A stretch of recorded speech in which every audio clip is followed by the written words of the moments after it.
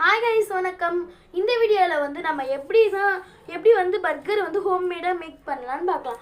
முதல்ல வந்து 3 வெங்காயம் எடுத்துக்கலாம். ஒரு வெங்காயம் சின்னதாக, 2 வெங்காயம் மீடியம் சைஸில், ஒரு உருளைக்கிழங்கு வந்து ஒன்று எடுத்துக்கலாம். பெருசு உருளைக்கிழங்கு வந்து 2ஆக அரிஞ்சிக்கலாம்.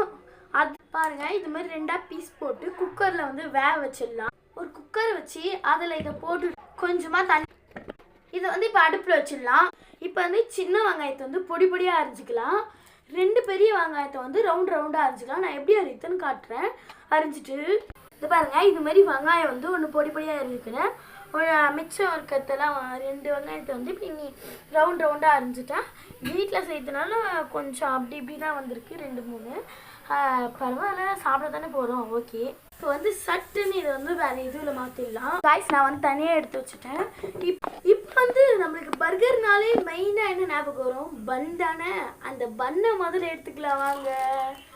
நான் வந்து 4 பண்ணு எடுத்திருக்கேன். 4 பண்ணுக்கு நான் வந்து ஒரு உருளைக்கிழங்க பாதியாக போட்டிருக்கேன். நான் அந்த மாதிரி 4 பண்ணி எடுத்துகிட்டு இருக்கேன். பன்னெல்லாம் கொஞ்சம் இதுவாகிட்டுக்குது, அதெல்லாம் கொஞ்சம் சரி பண்ணிவிட்டு வந்து பன்னு மாதிரியே இல்லை.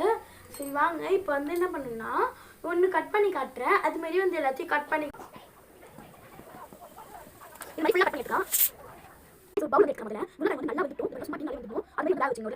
ஒரு பவுல் வந்து எடுத்துக்கிட்டோம். அதில் வந்து நல்லா வேகிற மாதிரி இருக்குல்ல, இதை வந்து முதல்ல தோல் வந்து உரிச்சிடலாம்.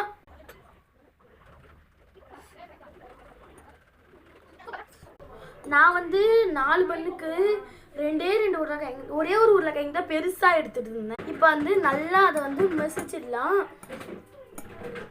நான் வந்து நல்லா இது மாதிரி மெசிய வச்சிடலாம். சும்மா இப்படி அமுத்துனாலே மெசிஞ்சிடுற மாதிரி அந்த அளவுக்கு வந்து நம்ம இது பண்ணிட்டு இருக்கோம். இப்போ வந்து கொஞ்சம் ஸ்பைசஸ்லாம் சேர்த்துக்கலாம். என்னென்னு பார்த்தீங்கன்னா, முதல்ல வந்து கரம் மசாலா சேர்த்துக்கலாம். கரம் மசாலா கொஞ்சமாக சேர்த்துக்கலாம். அப்புறம் கொஞ்சம் மட்டன் மசாலா சேர்த்துக்கலாம். அப்புறம் கொஞ்சம் மிளகாத்தூள் போட்டுக்கலாம். 1 டீஸ்பூன் அளவுக்கு போட்டுக்கலாம். உங்கள் வீட்டில் காரம் சாப்பிடுவாங்கன்னா போட்டுக்கோங்க, அவ்வளோ அளவாக. உங்கள் வீட்டில் நூடுல்ஸ் மசாலா இருந்தால் கூட போடுங்க. இது வந்து சிங்ஸ் மசாலா நான் வந்து போட்டிருக்கேன். உங்கள் வீட்டில் நூடுல்ஸ் மசாலா இருந்தால் அதுவும் சேர்த்துருங்க.